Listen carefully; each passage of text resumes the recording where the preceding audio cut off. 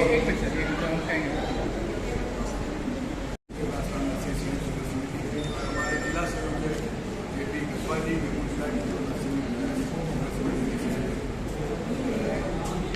परिवार की सामूहिक आप बताइए क्या किसके बुलाया था, इसको क्या जानकारी देना चाहते हैं? मुख्य रूप से जानकारी अभी ये देना चाहते हैं कि राजस्थान की नर्सेज हमेशा सेवा भाव में लगी रहती है। अस्पतालों में अपने ड्यूटी समय पे तो काम करते ही हैं, इसके अलावा भी ये लोग जैसे रक्तदान शिविर आयोजित करना, राजस्थान की जन कल्याणकारी जो योजनाएं हैं उनको लागू करने में ड्यूटी आवर्स के अलावा भी काम करते रहते हैं। कई बार ऐसे भी है कि मिलने जुलने वाला कोई गाँव का गरीब मरीज ज़्यादा है, उसकी सेवा पानी में रात को 12 बजे भी उनको उठ के जाना पड़ता है। इन तमाम चीज़ों को देखते हुए कभी नर्सेज आंदोलन करती नहीं, हमेशा सेवा भाव में लगी रहती है। लेकिन पिछले कुछ दिनों से, कुछ वर्षों से ऐसी स्थितियाँ बनी कि जो आंदोलन कर रहे हैं वो पा रहे हैं और जो सेवा कर रहे हैं वो खो रहे हैं। हमने भी ये देखा, हमारे जब मन में विचार आया तो हमने ये देखा कि हम आज राजस्थान में हमारे जो समकक्ष प्लेयर है, चाहे पुलिस सर्विसेज हो, चाहे शैक्षणिक सर्विसेज हो, चाहे अकाउंट सर्विसेज हो, वो 2018-27 में हमसे कई गुना आगे चले गए हैं। ऐसे ही बात करते हैं हमारे जो पड़ोसी राज्यों की बात करते हैं। पड़ोसी राज्यों में हमारे बिहार है, यूपी है, पंजाब है, हरियाणा है, हिमाचल प्रदेश है, दिल्ली है और केंद्र है। इनसे भी हमें 7,150 रुपये से लेकर 22,500 रुपये प्रति माह मूल वेतन में हमें कम मिलता है। यानी कि ये हालात हमारे यही समकक्ष केंद्र के साथ नहीं है, अन्य जो हमारे राज्य हैं उनसे भी हम पिछड़े हुए हैं।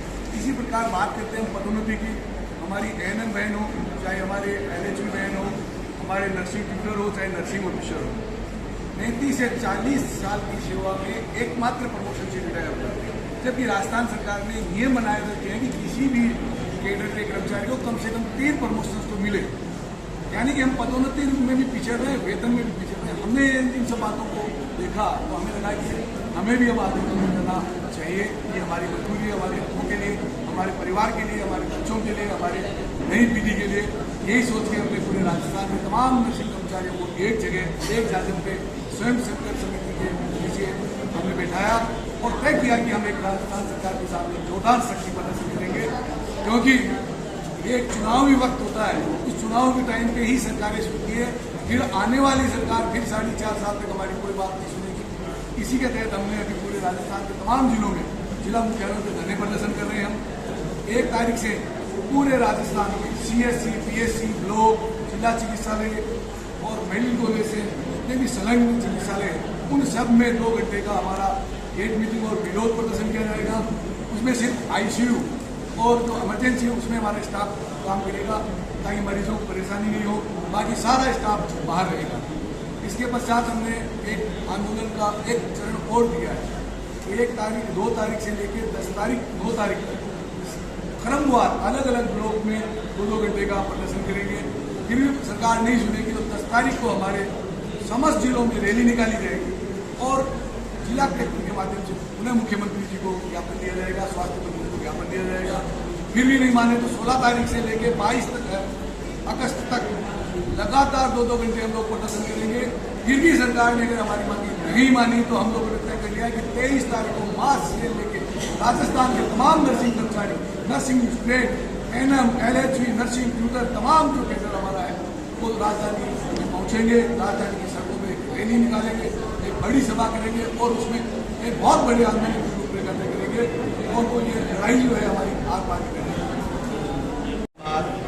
और अभी बीकानेर संभाग का आज हमारा यहाँ से हनुमानगढ़ से संभाग हुआ है। इस बार हमारे 2 दिन संभाग कर रहे हैं। आज 72वां दिन है।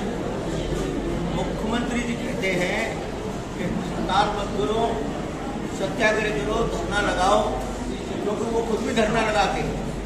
तो धरना लगाओ और अपनी बात हम तक पहुँचाओ। हम चिकित्सा विभाग के कर्मचारियों को हड़ताल पर नहीं देना चाहते हैं। मगर आज 72 दिन हो गया। सत्याग्रह पूर्वक बात होगी 18 जुलाई से। अभी पूरे राजस्थान के पूरे 33 जिलों के अंदर धरना प्रदर्शन चल रहा है और आज उसको 10-11वां दिन हो गया। तो आखिर ये कब ये सत्याग्रह पूरा होएगा नर्सेज का?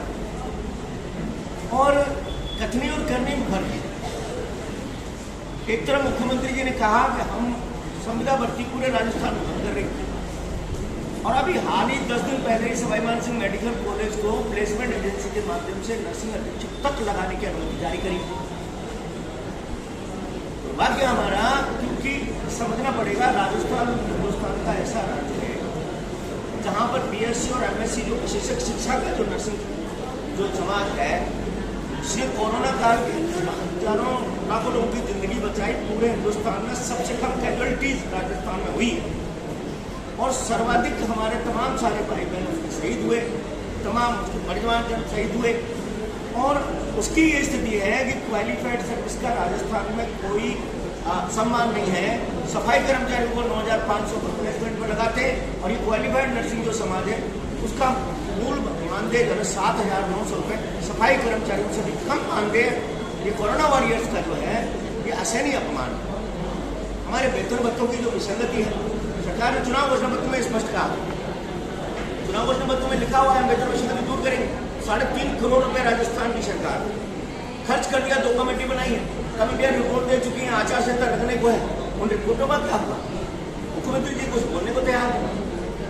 दूसरी बात, हमारी कई, चाहे हमारा कैडर रिव्यूज की बात है, मुख्यमंत्री कहते 3 प्रमोशन देंगे, हमारे यहाँ दूसरा प्रमोशन पद ही नहीं है। नर्सिंग ट्यूटर हमारा एक वर्ग है, नर्सिंग ट्यूटर वर्ग का तो दूसरा पदोन्नति पद ही नहीं। हमारे एनएमएलएचडी का तो तीसरा पदोन्नति पद ही नहीं।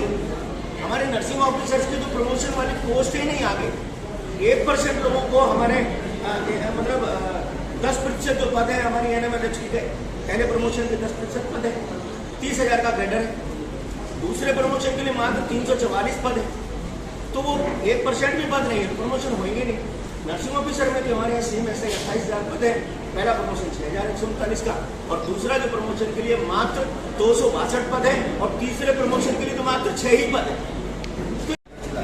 नदी का बाढ़ का प्रभाव था, इसलिए हमने उस धरने को प्रशासन के आग्रह में संकलित किए हैं। अब स्थिति कंट्रोल में हम सब एक साथ जुड़े हुए हैं।